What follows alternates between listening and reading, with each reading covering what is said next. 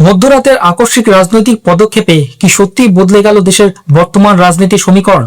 কেন হঠাৎ করেই দিল্লির রাজপথ কেঁপে উঠছে হাজার হাজার সাধারণ মানুষ এবং ছাত্রছাত্রীদের প্রতিবাদী স্লোগানে? এবং প্রশাসন কিভাবে সামাল দিচ্ছে এই অভাবনীয় পরিস্থিতি? গত 48 ঘন্টায় দেশের রাজনীতিতে যে নাটকীয় পট পরিবর্তন ঘটেছে, তাকে নিছকে একটি সাময়িক আন্দোলন, নাকি এর গভীরে লুকিয়ে আছে আরো বড় কোনো রাজনৈতিক কৌশল? প্রধানমন্ত্রী নরেন্দ্র মোদীর বাসভবনের বাইরে যা ঘটেছিল, তার জেরে আজ সারা দেশের নজর দিল্লির দিকে। এবং কেনই বা বিনোদন জগতের তারকারা হঠাৎ করে সোশ্যাল মিডিয়ায় সরব হয়ে উঠেছেন? দিল্লির রাজনীতিতে গত দুদিন ধরে যা চলছে, তা ভারতের গণতান্ত্রিক ইতিহাসে এক অত্যন্ত তাৎপর্যপূর্ণ অধ্যায় হিসেবে লেখা থাকবে। একদিকে যেমন বিরোধীদের রাজনৈতিক কৌশল, অন্যদিকে প্রশাসনের আইন শৃঙ্খলা বজায় রাখার নিরন্তর প্রচেষ্টা। এই দুইয়ের টানাপোড়েনে দেশের রাজধানী বর্তমানে এক অভূতপূর্ব পরিস্থিতির সম্মুখীন। গত সন্ধ্যায় বিরোধী দলনেতা রাহুল গান্ধী সাধারণ মানুষের কাছে যে আহ্বান জানিয়েছিলেন, তা যে এতটা গভীর প্রভাব ফেলবে তা হয়তো অনেকেই আজ করতে পারেননি। রাজনৈতিক বিশেষজ্ঞদের মতে প্রশাসন এবং নিরাপত্তা বাহিনী পরিস্থিতি নিয়ন্ত্রণে রাখার জন্য প্রথম থেকে তৎপর ছিল, কিন্তু জনসাধারণের স্বতঃস্ফূর্ত অংশগ্রহণ এবং দেশের বিভিন্ন প্রান্ত থেকে দলে দলে মানুষের দিল্লির দিকে এগিয়ে আসা পরিস্থিতিকে এক নতুন মাত্রা দিয়েছে।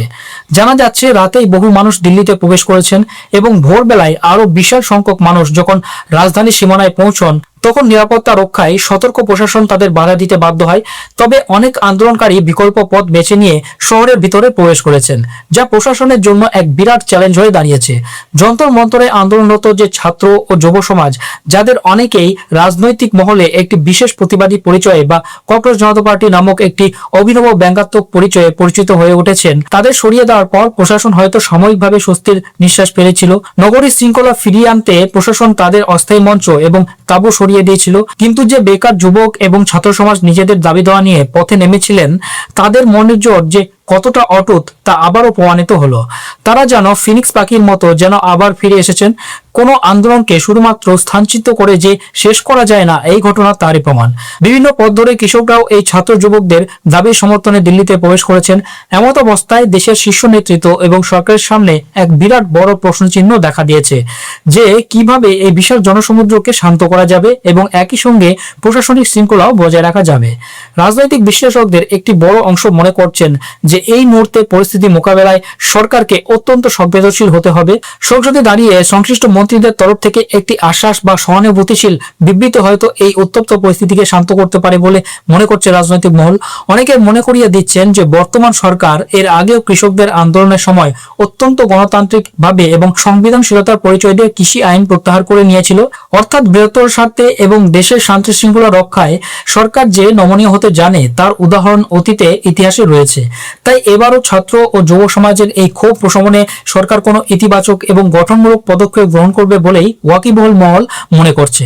সাম্প্রতিক সময়ে বিরোধী দলনেতা রাহুল গান্ধী কেন রাস্তায় নেমে বৃহত্তর আন্দোলনে সামিল হচ্ছেন না, তা নিয়ে বহু সাংবাদিক এবং চিন্তাবিদ প্রশ্ন তুলেছিলেন। কিন্তু গত 21শে জুলাই পরিস্থিতি ছিল একটু অন্যরকম। তিনি যে রাজনৈতিক কৌশলের পরিচয় দিয়েছিলেন, তা রাজনৈতিক মহলে দীর্ঘকাল আলোচিত হবে। অত্যন্ত সুকৌশলে এবং গোপনীয়তার সঙ্গে এই সম্পূর্ণ পরিকল্পনাটি করা হয়েছিল। শুরুতে বিরোধীদের পরিকল্পনা ছিল রাষ্ট্রপতি ভবন পর্যন্ত একটি মার্চ করার, কিন্তু সেই পরিকল্পনা কোনোভাবে ফাঁস হয়ে যায় এবং পুলিশ ও গোয়েন্দা বাহিনী গোটা এলাকার নিরাপত্তার চাদরে মরে ফেলে। এরপরে রাহুল গান্ধী তার পরিকল্পনায় এক অভাবনীয় পরিবর্তন আনেন, যার বিন্দু বিসর্গ তার দলের অনেক শীর্ষ নেতা জানতেন না। সংসদের কাজ স্থগিত হওয়ার পর পুলিশ এবং গোয়েন্দাদের নজর এড়াতে একটি অভিনব কৌশল নেওয়া হয়। দুপুর 3টে নাগাদ কংগ্রেসের শীর্ষ নেতারা মল্লিকার্জুন খার্গের বাসভবনে জড়ো হতে শুরু করেন। বাইরে থেকে দেখে মনে হচ্ছিল একটি জন্মদিনের মধ্যাহ্ন ভোজনের আয়োজন, কিন্তু রাহুল গান্ধী এবং প্রিয়াঙ্কা গান্ধী সেখানে পৌঁছানোর পর মুহূর্তের মধ্যে দৃশ্যপট বদলে যায়। সমস্ত গাড়ি কনভয় করে সোজা 2.5 কিলোমিটার দূরে প্রধানমন্ত্রীর বাসভবনের দিকে রওনা হয়। প্রধানমন্ত্রী বাড়ির মতো হাই সিকিউরিটি জোনের বাইরে আচমকা বিরোধী নেতাদের এই অবস্থান বিক্ষোভ প্রশাসনের শীর্ষস্তরে প্রবল আলোড়ন সৃষ্টি করে। খবর পাওয়া মাত্রই স্বরাষ্ট্র মন্ত্রক এবং পুলিশ কমিশনার তৎপর হয়ে ওঠেন। পরিস্থিতি সামাল দিতে সরকার অত্যন্ত দ্রুততার সঙ্গে কেন্দ্রীয় মন্ত্রী জিতেন্দ্র সিংকে রাহুল গান্ধীর কাছে আলোচনা এবং মধ্যস্থতার জন্য পাঠায়, কিন্তু সেই আলোচনা ব্যর্থ হয়, কারণ আন্দোলনকারীরা তাদের দাবিতে অনড় থাকেন। এরপরেই ভিআইপি এলাকার নিরাপত্তা নিশ্চিত করতে পুলিশকে বাধ্য হয়ে বল প্রয়োগ করতে হয় এবং রাহুল গান্ধী সহ অন্যান্য নেতাদের সেখান থেকে সরিয়ে দেওয়া হয়। বিরোধীদের তরফ থেকে এই অপসারণ প্রক্রিয়াকে অত্যন্ত কড়া ভাষায় সমালোচনা করা হয়েছে। জানানো হয়েছে যে গণতান্ত্রিক অধিকার খর্ব করার এই চেষ্টার হিসাব চাওয়া হবে। অন্যদিকে যন্তর মন্তরে যে সমান্তরাল আন্দোলন চলছে সেখানে বিরোধী ঐক্যের এক অভূতপূর্ব ছবি ধরা পড়ছে। সমাজবাদী পার্টির নেত্রী ডিম্পল যাদব আহত ছাত্রদের সঙ্গে দেখা করতে এবং তাদের শারীরিক অবস্থার খোঁজ নিতে সেখানে পৌঁছন। গত এক দশকেরও বেশি সময়ে দিল্লির বুকে প্রধানমন্ত্রীর বাসভবন, সংসদ ভবন এবং যন্তর মন্ত্রের আশেপাশে এত বিপুল সংখ্যক মানুষের স্বতঃস্ফূর্ত প্রতিবাদ সচরাচর দেখা যায়নি। এনসিপি নেতা শরদ পাওয়ার, সুপ্রিয়া সুলে, সমাজবাদী পার্টির অখিলেশ যাদব এবং আজাদ সমাজ পার্টির চন্দ্রশেখর আজাদের মতো প্রবীণ এবং নবীন নেতারা একযোগে ছাত্রদের পাশে দাঁড়িয়েছেন। এই আবহে আম আদমি পার্টির সুপ্রিমো অরবিন্দ কেজরিওয়ালও যন্ত্র মন্ত্রে পৌঁছন। যদিও আম আদমি পার্টির নিজস্ব রাজনৈতিক বাধ্যবাধকতা রয়েছে, তবুও এই আন্দোলনে তাদের অংশগ্রহণ পরিস্থিতিকে আরো উত্তপ্ত করে তুলেছে। কেজরিওয়াল বর্তমান সরকারের পদক্ষেপের কড়া সমালোচনা করে বলেছেন যে দেশ কোনো নির্দিষ্ট ব্যক্তির নয়, বরং 140 কোটি মানুষের। তিনি জোর দিয়ে বলেন যে ছাত্রদের উপর যেভাবে বল প্রয়োগ করা হচ্ছে তা কোনোভাবেই একটি সুস্থ গণতন্ত্রের লক্ষণ হতে পারে না। এই ধরনের কড়া রাজনৈতিক আক্রমণ এবং পাল্টা আক্রমণের মধ্য দিয়ে দিল্লির রাজনৈতিক পারদ ক্রমশ ঊর্ধ্বমুখী হচ্ছে। শুধুমাত্র রাজনীতিকরাই নন, সাধারণ মানুষ থেকে শুরু করে বলিউড তারকারাও এই ছাত্র আন্দোলনের প্রতি প্রশাসনের কঠোর মনোভাবের বিরুদ্ধে সরব হয়েছেন।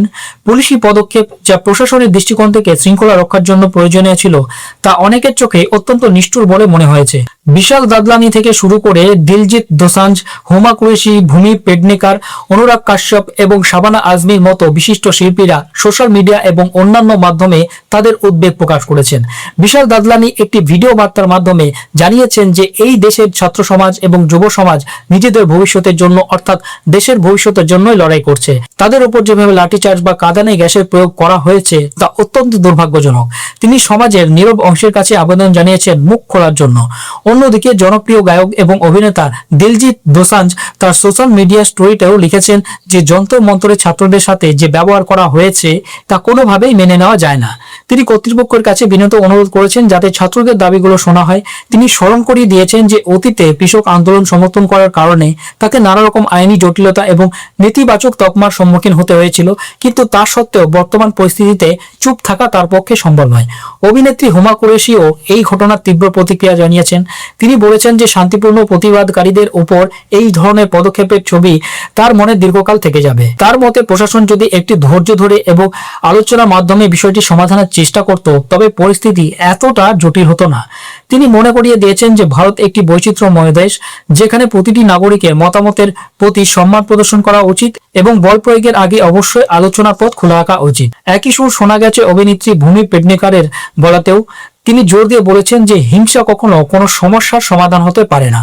গণতন্ত্র সবসময় আলোচনার মাধ্যমে শক্তিশালী হয়। যে সমস্ত ছাত্রছাত্রীরা অত্যন্ত পিছিয়ে পড়া এবং দুর্বল আর্থসামাজিক প্রেক্ষাপট থেকে উঠে এসেছেন তাদের কাছে শিক্ষাই একমাত্র আশার আলো। সেই আশাকে কোনোভাবেই নিভিয়ে রাখা উচিত নয়। পরিচালক অনুরাগ কাশ্যপ আরো এক ধাপ এগিয়ে পুলিশ প্রশাসনের নৈতিকতা নিয়ে প্রশ্ন তুলেছেন। তিনি প্রশ্ন করেছেন যে এমনকি একজন পুলিশ অফিসারও নেই যিনি দাঁড়িয়ে বলতে পারেন যে ছাত্রদের উপর লাঠি চালানোর এই নির্দেশ তিনি মানবতা বা বিবেকের খাতিরে পালন করতে পারবেন না। এই সমস্ত ঘটনার মধ্য দিয়ে সবচেয়ে নাটকীয় এবং আবেগময় দৃশ্যটি তৈরি হয়েছিল যখন বর্ষিয়ান অভিনেত্রী শাবানা আজমি স্বয়ং প্রতিবাদস্থলে উপস্থিত হন।